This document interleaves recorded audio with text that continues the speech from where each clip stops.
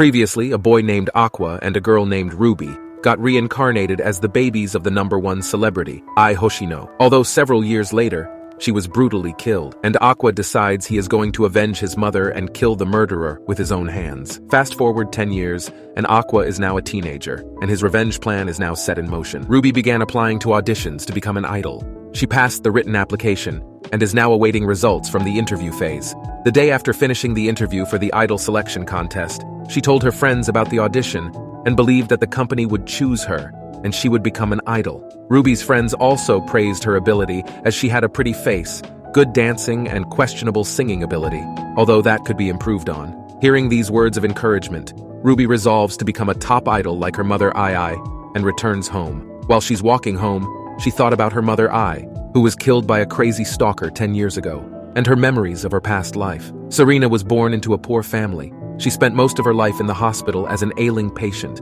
unable to walk on her own.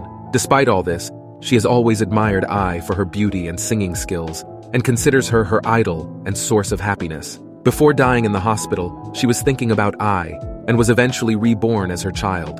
After arriving home, she said that the years she spent supporting Ai and being her daughter were the best of her life, and was determined to fulfill her mother's dying wish. Suddenly, she is interrupted by her brother Aqua, who tells her to focus on her upcoming school exam instead of being an idol. Ruby wittily replies that once she becomes an idol, she won't have to study anymore. But Aqua tells her that he has no problem with her becoming an idol. But being an idol won't bring her anything. He says that idols' salaries are very low, and they have to retire before the age of 30. And more importantly, their daily lives are constantly being watched by their fans, which shows that only a small percentage survive in the industry, and the majority of idols end up devoting themselves to another profession. Hearing this, Ruby responded to his statement rudely, saying that she wouldn't be like her mother if she were worried about the cost and the return.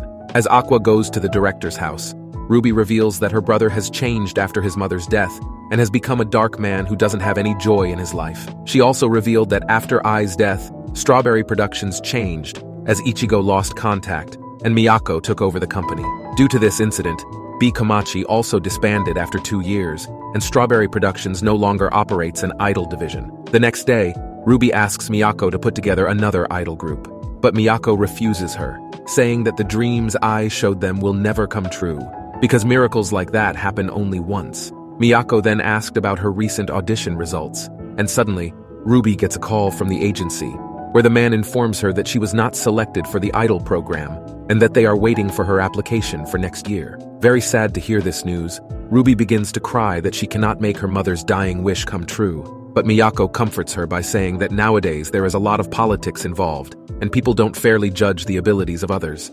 At the director's house, he praises Aqua's acting ability for fooling her twin sister, revealing that Aqua was behind her rejection of the idol program, as he had sent the agent a message from her phone that she has withdrawn from the competition. When asked what would happen if she received offers from other agencies, since her level of beauty is extremely high, Aqua tells him that he will do anything to keep her out of this life because he doesn't want his sister to end up like his mother. The next day, a man approaches Ruby and gives her his business card, informing her that they want her to join an underground idol group. Full of happiness, she shared this news with her brother and Miyako, saying that her time has finally come, and she will fulfill her mother's dream. Shocked by this, Aqua tells Miyako that he needs to stop her from pursuing this opportunity. But Miyako tells her that when Ai died, she raised Ruby like her own daughter, and promised to give her a happy life, and make her dreams come true. She says she looks like Ai, and has the qualities to succeed in the industry. Hearing that, Aqua took her company card and left without saying a word. Then he approached a girl who was working for the same company that her sister got an offer from,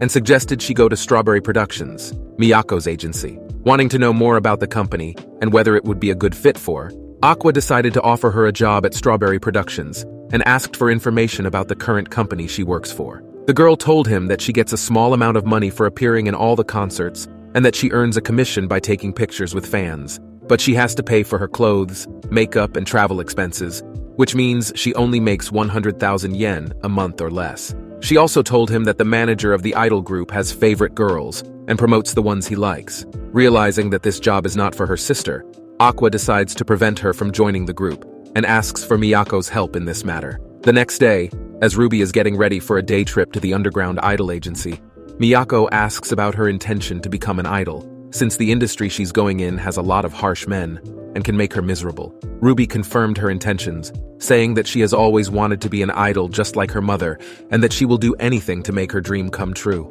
Hearing this, Miyako tells her not to join this dirty company because she doesn't belong there, much to Ruby's shock.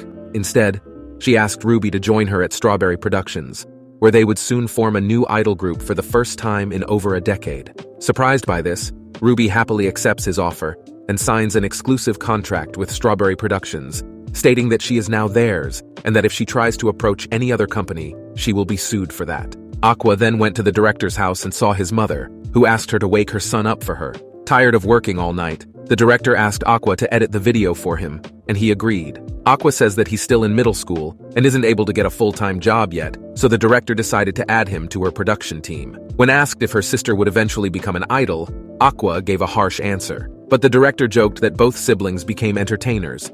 Aqua then revealed that he likes working behind the scenes instead of on camera now. Thinking about her mother, Aqua also says that his sole purpose as a behind-the-scenes employee was to find her father and give him a taste of the pain her mother suffered from having direct contact with the staff. Behind the scenes, employees usually come in contact with the actors and entertainers, so it'll be fine. He then told the director that the actors were very hard workers and drew people to see their performance, but he is not one of them and has no special skills like AI. Therefore, it is better not to cling to dreams beyond their limits. Angered by this, the director informed him not to give up on his dream since he is still a middle school student, and asked him to listen carefully to the words he was about to say, because he won't say them again. Before the director could say anything, his mother bursted into the room and interrupted their conversation, saying that dinner was ready and she was waiting for them at the table. Annoyed by this, the director asks her mother to stop interrupting them because he was about to say something good. After she leaves, the director tells him to believe in his talents and dreams, but Aqua tells him that he doesn't possess the same abilities and talents as his mother Ai. The director then corrected his statement by saying that Ai is very special and wonderful. But Aqua can never be like Ai, and she can never be like Aqua. Then he tells him not to run away from her dreams just because of a few setbacks, and only do so after having used all the tools at his disposal. Thinking of her mother's last words, she wanted Aqua to become an actor. Aqua is about to ask something, and the director's mother interrupts their conversation again, saying they had to eat dinner. Sometime later, Aqua and Ruby applied to the same high school,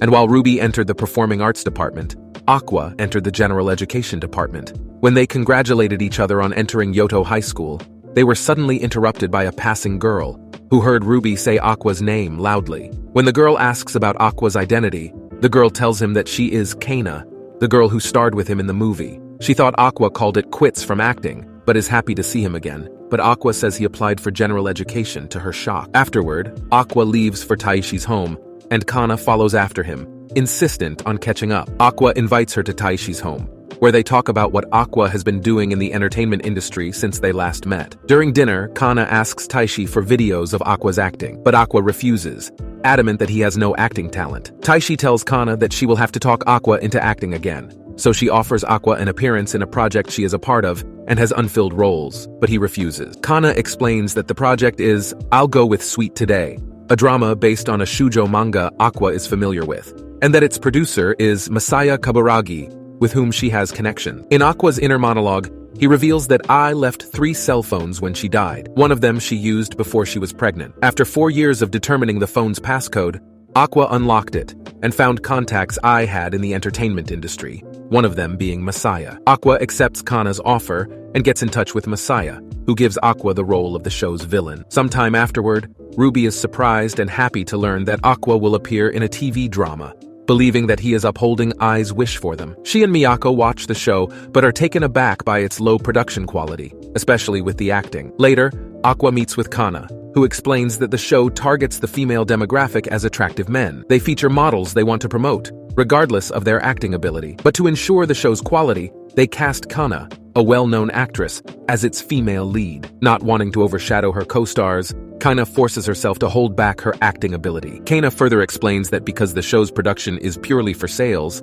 it could never be entertaining. Even the mangaka of the story was disappointed when she saw it. Despite that, because everyone working on the show has been giving their all for a successful project, Kana hopes to make the show watchable, even at the cost of her reputation. Kana tells Aqua that due to her egotistic behavior as a child, she quickly fell out of favor in the acting industry after she grew older, and had been slowly working her way back up. Kana informs Aqua of the show's hasty production schedule and gives him his script. Trusting in his acting ability, Kana asks him to help make a good show. Reviewing the show and script on his own, Aqua sees that the production crew and Kana have done an excellent job making the show watchable and figuring out a way to make it look good. On the day of filming, Kana explains to Aqua that due to budget and time restraints, they only get one practice run on the location. Aqua meets the show's male lead, Melt Narushima, who quickly dismisses him. He also meets Messiah and finds an opportunity to get a DNA sample from him. After the practice run, Kana expresses her admiration for Aqua's acting and finds solace in that someone has been struggling in the industry alongside her. Now that she has a lead role for the first time in a decade, Kana wants to give it her all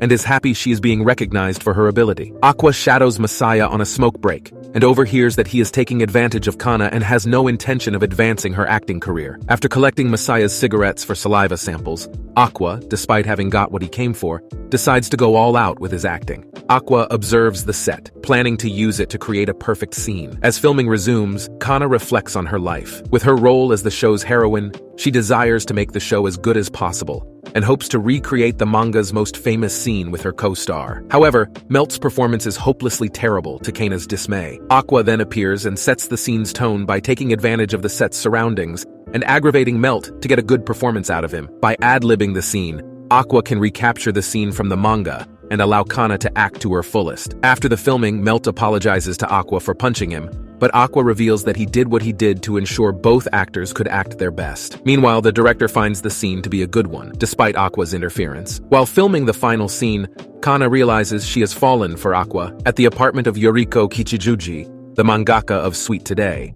Her assistants come over to help with her manga. While Yoriko watches the Sweet Today drama, her assistants bemoan the adaptation, while she already begrudgingly accepted the show's quality. However, after watching Kana's performance in the final episode, Yoriko tears up and is grateful that her manga got the adaptation. As for the fans of the original manga and the actors, the finale was well received and garnered fervent praise. At the show's after-party, Kana and Aqua chat, and she learns he does not have a girlfriend. Yoriko approaches Kana and thanks her for her performance in the show, bringing Kana to tears. Aqua gets approached by Messiah, who is impressed by Aqua's performance. In Aqua's thoughts, he reveals that after performing the DNA test, he confirmed that he and Messiah were not relatives. Messiah remarks that Aqua looks similar to Ai, having seen her up close. Aqua asks Messiah what his relationship with Ai was, and the producer reveals that he not only worked with her and gave her jobs, but recommended places where she could meet up with a man without her agency knowing. Aqua asks who the man is, and Messiah agrees to tell him if he appears in a reality dating show.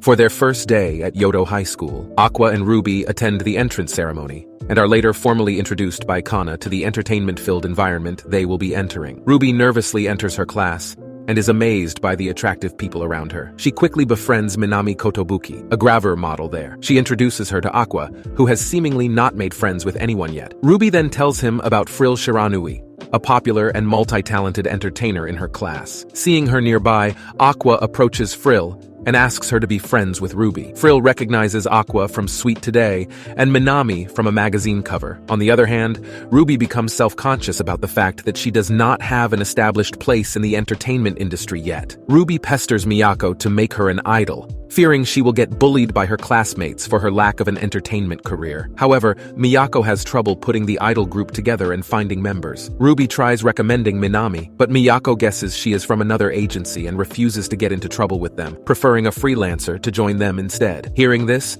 Aqua suggests that they recruit Kana. Subscribe for more anime recaps just like this, and comment if you want a part 3.